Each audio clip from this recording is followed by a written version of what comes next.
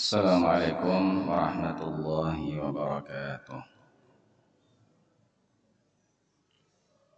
Bismillahirrahmanirrahim. Alhamdulillahi rabbil alamin. Nahmaduhu wa nasta'inuhu wa nastahdi wa natawakkalu alayhi wa natubu ilayhi wa na'udzu billahi min shururi anfusina wa min sayyiati a'malina. Man yahdihillahu fala mudilla lahu wa man yudlil fala hadiya lahu.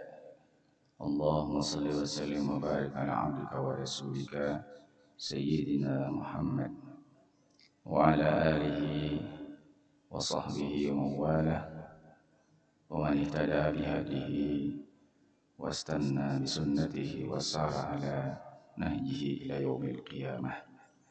Subhanaka la ilma lana illa ma 'allamtana innaka antal alimul hakim. Wa tub 'alaina innaka antat tawwabur rahim. Rabbi yassir wa la tu'assir bitammim wa kamil bil khair wa la hawla wa la quwwata illa billah. Wa qala al-musannif rahimahullah ta'ala wa nafa'ana bi ulumihi fid dharain. Allahumma amin. As-sadisu an Umar radhiyallahu anhu qala sami'tu Rasulullah sallallahu alaihi wasallam yaqul law annakum tatawakkaluna 'ala Allahi haqqa tawakkulihi la razaqakum kama yarzuqu at-tayra taghdu khimasa wa taruhu bitana. Rawahu Tirmidzi wa qala haditsun hasanun. Wa qala al-Imam an-Nawawi rahimahullah ta'ala ma'nahu tazhabu awal an-nahari khimasan ay dhamiratal butuni minal ju' wa tarji'u akhir an-nahari bitanan ay mumtali'atal butun. Hadis yang keenam di dalam bab yakin dan tawakal dari kitab Riyadhus Shalihin. Dari Umar radhiyallahu anhu beliau berkata, aku mendengar secara langsung Rasulullah sallallahu alaihi wasallam bersabda, kalau sesungguhnya kalian bertawakal kepada Allah dengan sebenar-benar tawakal kepada Allah, niscaya Allah akan memberikan rizki kalian sebagaimana Dia memberikan rizki kepada burung.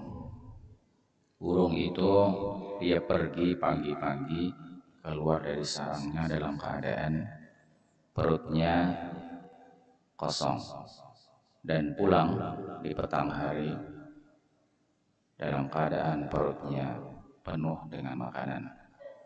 Hadis diriwayatkan oleh Imam Tirmidzi. Al-Imam Nawawi rahimahullah ta'ala memaknai lafal hadis pergi di siang hari burung itu khimasan. Khimasan yaitu maknanya adalah dhamiratan, perut yang kempes, yang kosong. Khimasan, dhamiratal butun, kempesnya perut itu minal ju' karena lapar, artinya perutnya kosong. Kemudian beliau memberikan makna hadis di dalam lafal hadis tersebut, wa tarji'u akhiran nahar bitanan, pulang dalam keadaan bitanan. Maknanya bitanan adalah mumtali'atal butun, yaitu penuh perut itu dengan makanan. Jamaah sekalian yang dirahmati Allah Subhanahu wa taala, inilah hadis yang keenam berkaitan dengan keyakinan dan tawakal kepada Allah Subhanahu wa taala. Hadis ini bersumber dari Sayyidina Umar bin Khattab radhiyallahu anhu. Beliau yang mendengar langsung dari Rasulullah sallallahu alaihi wasallam tentang tawakal kepada Allah dengan sebenar-benar tawakal. Ini menunjukkan adanya tingkatan orang di dalam bertawakal kepada Allah Subhanahu wa taala, bahwa masing-masing kita dalam bertawakal itu bisa jadi tidak sama, bertingkat-tingkat. Ada yang tingkatan tawakalnya itu masih dianggap lemah, ada yang tawakalnya itu masih di pertengahan, ada juga yang tawakalnya itu sempurna pada tingkatan yang teratas. Inilah yang disebut dengan haqqa tawakkulihi, yaitu tawakal yang benar-benar. Artinya tawakal yang sempurna. Bagaimanakah tawakal yang sempurna itu? Rasulullah SAW mengumpamakannya adalah seperti Allah memberikan rizki kepada burung. Jadi kalau kita bertawakal secara sempurna, maka Allah akan berikan segala kemudahan untuk kita mendapatkan rizki kita. Rizki di sini kata ulama adalah rizki yang sifatnya badani. Rizki yang sifatnya badani. Rizki itu banyak sekali. Iman itu rizki. Islam adalah rizki. Ilmu adalah rizki. Udara yang kita hirup ini juga adalah rizki. Jadi segala-gala pemberian yang kita terima dari Allah itu semua namanya adalah rizki. Bahkan juga sesuatu yang tidak menjadi hak kita lalu kita dapatkan itu juga rizki. Karena itu ada rizki yang halal namanya, ada rizki yang haram. Jadi apa saja yang kita nikmati dan kita dapatkan dalam hidup itu semuanya adalah rizki. Rizki yang terbesar tentu saja adalah rizki iman, rizki Islam. Kita mendapatkan taufik dari Allah sehingga kita dapat beribadah, itu adalah rizki yang tidak diberikan kepada setiap orang. Maka kita harus bersyukur kita dapat beribadah kepada Allah Subhanahu wa ta'ala. Nah, rizki yang sempurna ini dicontohkan oleh Rasulullah, tawakal yang sempurna ini dicontohkan oleh Rasulullah SAW dengan contoh burung. Burung itu kata Rasulullah SAW di pagi hari dia pergi dari tempat peristirahatannya dalam keadaan perutnya kosong. Dia mencari makan, kemudian dia pulang dalam keadaan sudah penuh perutnya itu dengan makanan. Di dalam hadis ini ada dua amal yang dipadukan sehingga membentuk tawakal yang sebenar-benar tawakal. Yang pertama adalah amalul qalbi, amal hati. Yang kedua adalah amalul abdan, yaitu amal tubuh.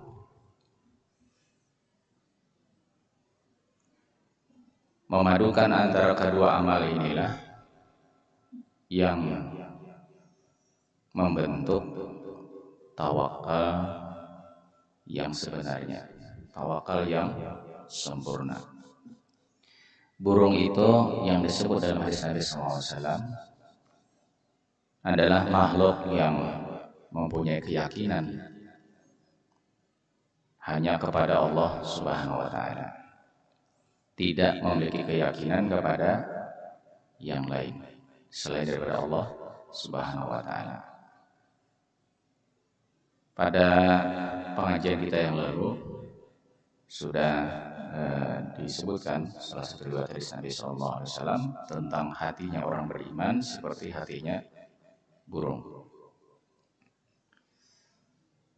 Yang dimaksud dengan amal hati di sini adalah yaitu tawakal itu sendiri, yaitu ta'alluqul qalbi billah, bergantungnya hati kepada Allah Subhanahu wa ta'ala. Dalam prakteknya adalah bahwa kita berkeyakinan apa saja yang kita terima itu datang dari Allah, datang dari Allah.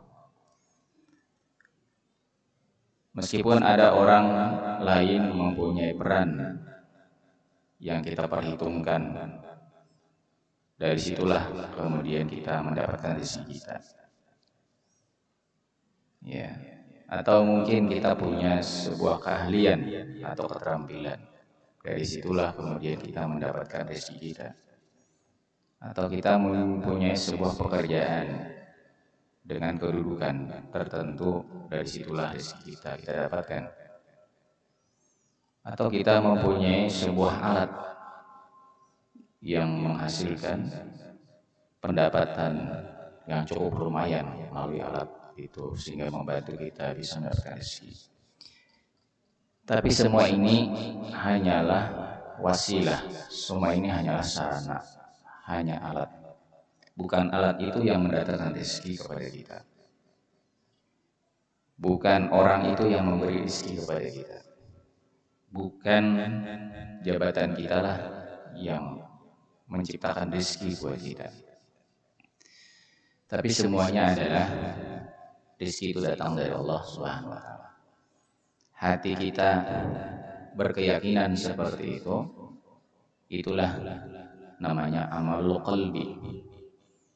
Amalul qalbi. Jadi amal hati kita yaitu hati yang bergantung kepada Allah Subhanahu wa taala sepenuhnya.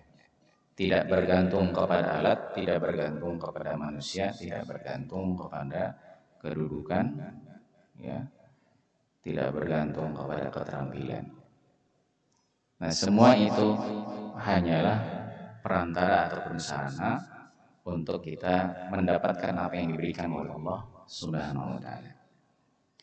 Kesempurnaannya adalah diikuti dengan amal abdan, yaitu usaha tubuh, yaitu dengan bekerja, berusaha. Burung tadi itu dikatakan oleh Rasulullah SAW, dia pergi. Kepergian burung itu dalam keadaan kosong adalah untuk mencari makan. Dia berusaha mengais rezekinya di berbagai tempat yang disinggahinya. Nah, itulah amalul abdan, itu adalah pekerjaan tubuh. Jadi dalam hadis ini memadukan antara keduanya itulah baru disebut dengan tawakal yang sebenarnya. Ya, haqqa tawakul namanya. Kalau seandainya kalian bertawakal dengan sebenar-benar tawakal itu adalah harus memadukan antara dua usaha, yaitu usaha hati dengan menanamkan keyakinan. Yang kedua adalah usaha tubuh dengan bekerja dan berusaha. Nah, memadukan keduanya itu baru dikatakan tawakal yang sebenar-benar tawakal. Maka akan selalu ada kemudahan dalam hidup kita ini. Jadi jangan kita pisahkan antara keduanya itu. Kalau bertawakal tanpa berusaha, itu bukan tawakal yang sesungguhnya. Tapi kalau pada tingkatan yang rendah disebut dengan tawakul. Tawakul itu maknanya adalah berpangku tangan.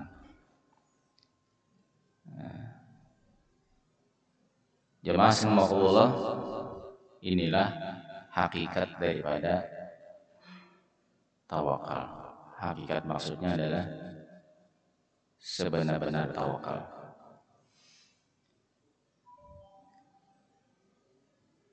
Jadi hadis ini memerintahkan kepada kita untuk bertawakal kepada Allah dengan sebenar-benar tawakal, sebagaimana di dalamnya juga adalah menyuruh kita untuk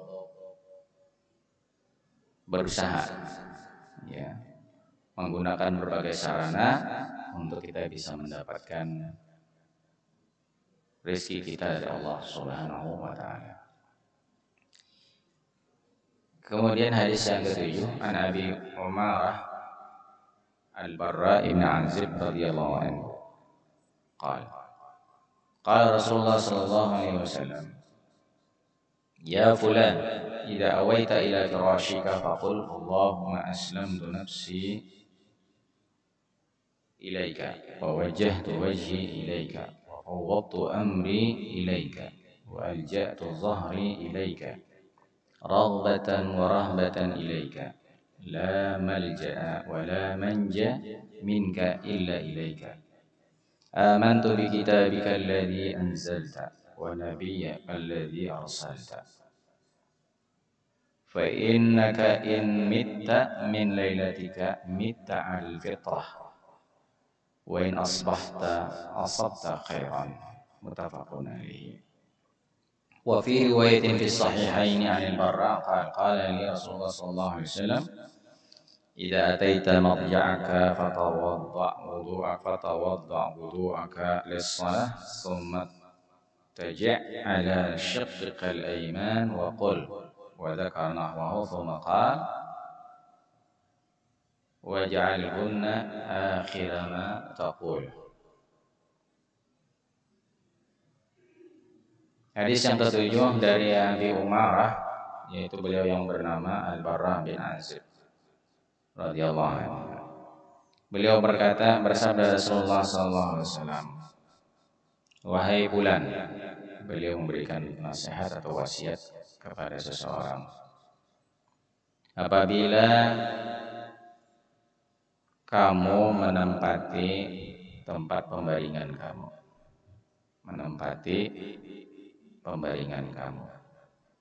artinya tempat tidur, maka ucapkanlah Allahumma aslamtu nafsi ilaika, ya Allah, aku serahkan diriku kepadamu.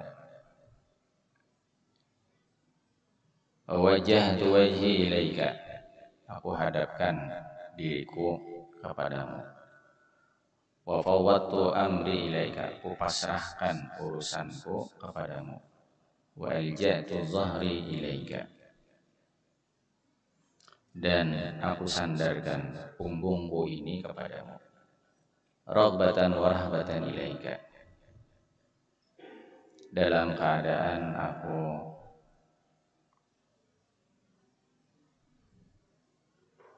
senang atau berkeinginan untuk mendapatkan kemuliaan di sisimu, warahbatan, dan takut terhadap siksamu.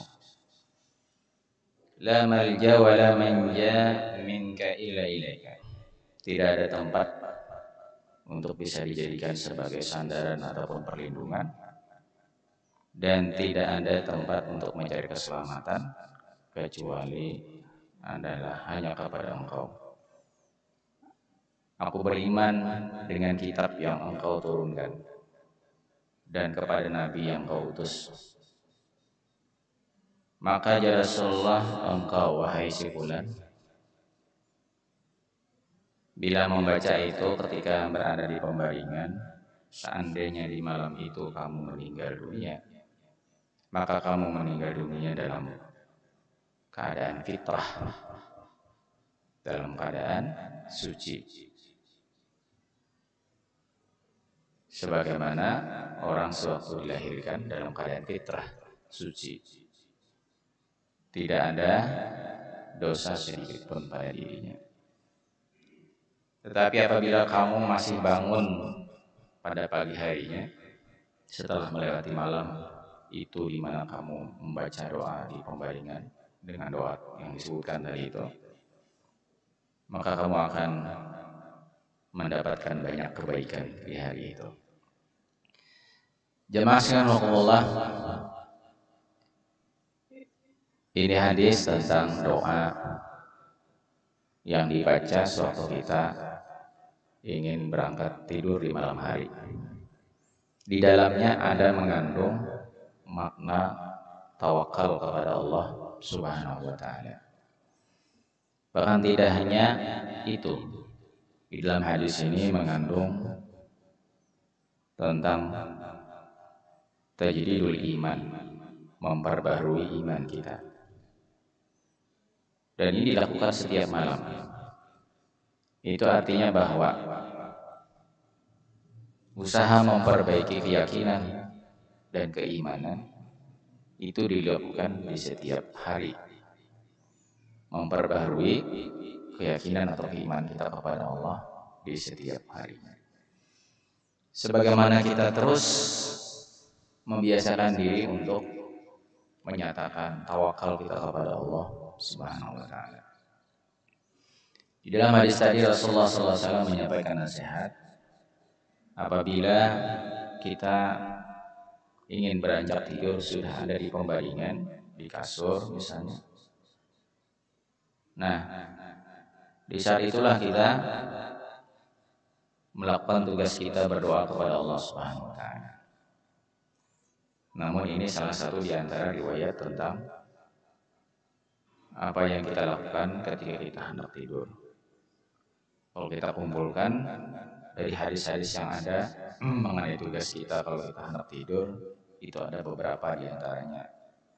Seperti berwudu sebelum tidur, kemudian membaca Qul huwallahu ahad, Qul falaq, Rabbin nas, kemudian yang lain-lain. Salah satunya adalah ini, berdoa ini, atau dengan doa yang lain yang juga disebutkan dalam riwayat tentang apa yang kita baca ketika kita hendak tidur itu. Adapun ini yang diriwayatkan adalah berkaitan dengan bab kita ini, bab tentang yakin dan tawakal. Di antara yang disebutkan di sini adalah, ya Allah, aku serahkan diriku kepadamu. Maksud aslam itu yang diterjemahkan dengan menyerahkan diri itu adalah tunduk sepenuhnya kepada hukumnya Allah, kemauannya Allah. Kita punya ikatan janji kepada Allah untuk menjalankan kepatuhan, yaitu menjalankan syariat yang diajarkan oleh Nabi besar Muhammad SAW. Nah, kepatuhan dan ketundukan kita itulah yang disebut dalam bacaan ini. Allahumma aslamtu nafsi ilaika. Jadi sebelum tidur kita menyatakan di hadapan Allah kalau kita senantiasa siap sedia sesuai dengan kemampuan yang kita miliki untuk menjalankan perintah Allah dan menjauhi larangannya. Pernyataan siap sedia itu adalah aslamtu nafsi ilaika. Artinya aku menyatakan tunduk sepenuhnya kepada apa yang menjadi kemauanmu melalui perintahmu maupun melalui laranganmu. Kemudian yang kedua, aku hadapkan wajahku atau diriku kepadamu ya Allah. Maksudnya adalah bahwa kita menghadapkan diri kita kepada Allah dengan keridhaan. Menghadapkan diri di situ adalah menghadapkan bukan dalam arti menghadapkan secara fisik tubuh kita, tetapi menghadapkan diri kepada Allah dalam arti menghadap Allah dengan penuh keridhaan. Keridhaan itu menerima apa yang menjadi takdir diri kita. Jadi apa saja yang kita alami dalam hidup itu tidak ada keluar daripada ketentuan takdir Allah Subhanahu wa taala. Maka kita berusaha untuk menerima apapun yang menjadi takdir kita, dan kita tidak akan merasa kecewa terhadap apa yang kita dapatkan dalam hidup ini. Jadi selain ridha, kita juga qanaah, merasa puas. Jadi sekalipun apa yang kita dapatkan itu tidak seperti yang didapatkan orang lain, tidak merusak hubungan kita kepada Allah. Kita tetap menerima apa yang menjadi keputusan Allah buat kita. Setelah kita berusaha sesuai dengan perintah Allah Subhanahu wa taala. Nah, jadi keadaan seperti inilah yang kita sebut di dalam doa ini. Wajjahtu wajhi ilaika. Bahwa kita menyatakan ridha menerima apa saja yang menjadi keputusan Allah buat diri kita. Ya. Baik terkait dengan harta benda kita, terkait keluarga kita, terkait diri kita, terkait segala apa yang kita temui di dalam hidup ini, itu adalah menjadi suratan takdir Allah Subhanahu wa taala buat diri kita yang harus kita terima dengan keridhaan. Nah, kemudian yang keempat, yang ketiga lah, tadi aslam tu nafsi ilaika, yang kedua wajah tu wajhi ilaika, yang ketiga fawwadtu amri ilaika. Nah, disinilah tawakal itu. Fawwadtu amri artinya aku serahkan urusan hidupku ini kepada Engkau. Itu artinya kita bersandar kepada Allah. Kita bersandar sepenuhnya kepada Allah Subhanahu wa taala. Inilah yang dimaknai dengan makna tawakal dalam bacaan ini.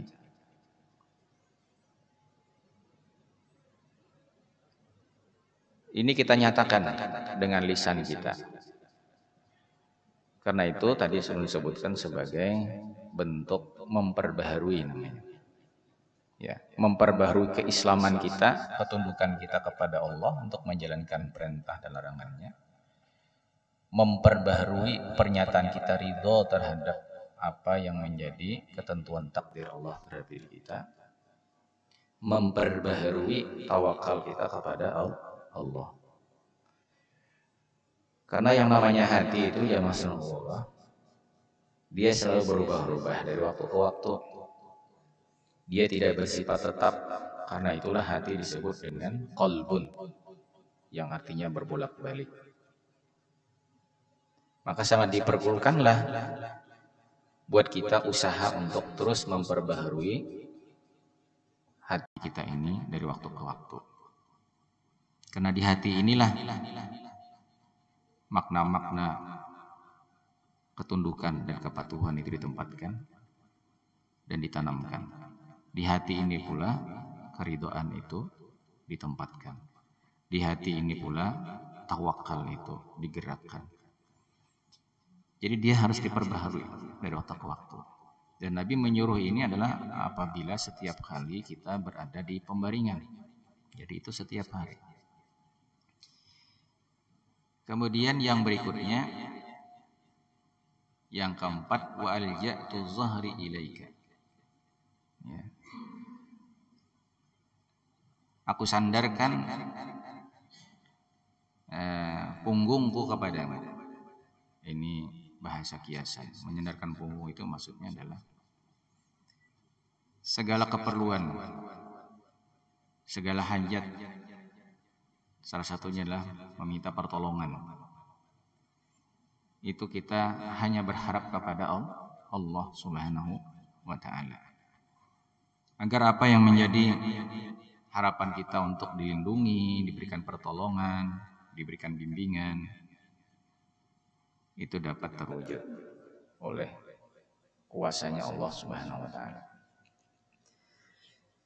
Di sini kita mengakui akan kelemahan kita di hadapan Allah Subhanahu wa taala. Besok kalau kita bangun, kita pasti memohon pertolongan kepada Allah untuk kita bisa mendapatkan kemudahan di dalam beraktivitas. Maka kata-kata ini adalah mempunyai maksud sebagaimana apa yang menjadi keinginan kita itu. Ya Allah, kusandarkanlah ya apa yang menjadi harapanku ini kepadamu. Kekuatan dan usaha. La haula wa la quwata illa billah. Tidak ada daya, tidak ada usaha, kecuali semua itu datang bersumber dari Allah Subhanahu wa taala. Lalu yang berikutnya aja masyaallah, ada raghbatan wa rahbatan ilaika. Kita menyatakan, ya Allah, aku memiliki keinginan yang begitu tinggi untuk mendapatkan kemuliaan di sisimu, berupa pahala, ya, berupa derajat. Nah, itu didapatkan lewat apa? Lewat amal-amal soleh. Raghbah itu artinya adalah keinginan yang dipenuhi oleh rasa senang. Apa yang kita senangi dalam hidup ini? Mendapatkan kemuliaan dari Allah Subhanahu wa taala, dan didapatkan melewati ibadah dan amal soleh. Kemudian kita menyatakan rahbah, kita takut. Takut kepada Allah Subhanahu wa taala. Jadi ini memadukan kedua-duanya antara senang berbuat taat dan takut terhadap maksiat. Ya, itu dijalin dalam sebuah kata yang disebut dengan takwa. Ya, jadi kita menyatakan dari Allah Subhanahu wa taala untuk siap sedia melaksanakan ketakwaan kita kepada Allah, yaitu dengan senang hati kita menjalankan perintah Allah dan dengan rasa takut kita menjauhi larang-larang Allah Subhanahu wa taala. Tidak ada tempat untuk berlindung, tidak ada tempat untuk mencari keselamatan dari engkau. Dari engkau. Itu artinya apa? Ada bahaya di hadapan kita. Tidak ada bahaya itu melainkan ada rencana Allah buat diri kita. Ya.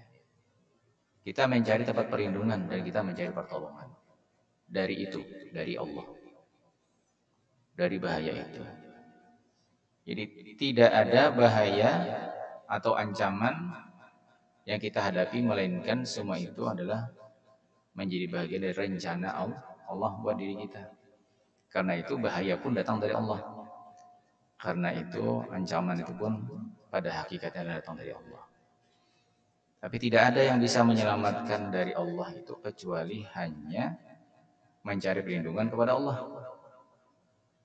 Ingin selamat dari bahaya itu datang dari Allah, maka carilah keselamatan dari Allah yang mendatangkan bahaya itu. Itu namanya la malja wa la manja minka illa ilaika. Tidak ada tempat untuk mencari perlindungan dan untuk mencari keselamatan dari engkau kecuali hanya kepada engkau. Ya Mas.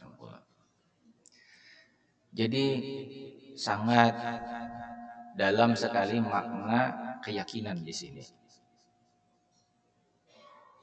Kita secara zahir selalu melihat bahaya itu datang dari manusia, bahaya datang dari binatang buas atau binatang yang beracun, bahaya itu datang dari ini itu segala macam.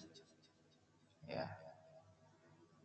Namun pada hakikatnya apapun baikkah burukkah itu semua adalah menjadi bagian rencana Allah Subhanahu wa taala. Datangnya bersumber hanya dari yang satu yaitu Allah Subhanahu wa taala. Sehingga lafal yang diajarkan Rasulullah SAW ini adalah tidak ada tempat berlindung dari suatu bahaya atau ancaman, tidak ada untuk mencari keselamatan dari bahaya itu yang datang dari engkau, kecuali untuk bisa mendapatkan keselamatan itu adalah hanya berharap kepada engkau. La malja wa la manja minka illa ilaika. Nah kemudian ya Rasulullah ditutup dengan mentajdid iman. Tajdid imannya adalah amantu bi kitabika alladzi anzalta. Ya Allah, aku menyatakan beriman kepada Al-Qur'an yang kau turunkan dan kepada nabi yang engkau utus. Itu sudah mencakup seluruh pokok keimanan. Bila kita menyatakan beriman kepada Al-Quran, maka berarti kita juga percaya dengan adanya malaikat, kita percaya dengan adanya takdir, kita percaya kepada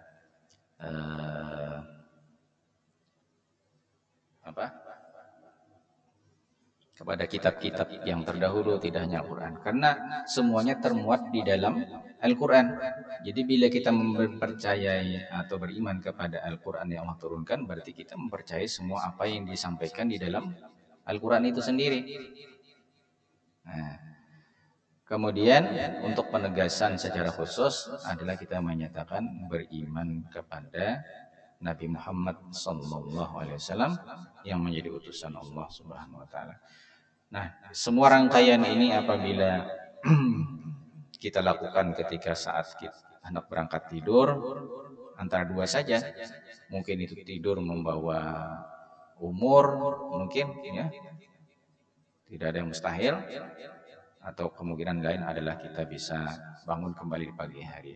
maka semuanya mendatangkan kebaikan. Kebaikan yang pertama adalah kalau kita meninggal, maka meninggal dalam keadaan semua dosa-dosa kesalahan kita diampuni oleh Allah Subhanahu wa taala, meninggal dalam keadaan suci bersih, fitrah. Nah, salah satu makna fitrah juga adalah makna Islam artinya. Jadi dia meninggal dalam keadaan muslim. Sebagaimana dalam firman Allah Subhanahu wa taala, ya ayyuhalladzina amanu taqullaha haqqa tuqatih wa la tamutunna illa wa antum muslimun. Jadi di ujung ayat itu, janganlah kalian meninggal kecuali dalam keadaan kalian meninggal itu sebagai seorang yang betul-betul muslim. Nah, bagaimana meninggal sebagaimana yang diharapkan menjadi orang yang muslim sejati ketika meninggal dunia? Salah satunya adalah kita membaca doa ini. Kemudian kebaikan yang kedua, kalau seandainya kita masih diberi kesempatan hidup beraktivitas, maka yakinlah bahwa dengan berkat apa yang kita lakukan di malam hari itu, di pagi harinya, siang harinya, petang harinya, selalu ada kebaikan datang dalam kehidupan kita. Jadi mudah-mudahan hadis ini mengingatkan kita untuk selalu mentajdid apa yang ada di hati kita. Justru yang di hati kita inilah yang punya peran yang paling besar menentukan tentang kedudukan kita di sisi Allah Subhanahu wa taala. Baik itu tentang keyakinan, tentang keimanan, tentang ketakwaan, tentang keridhaan, tentang tawakal, semua ada di hati kita.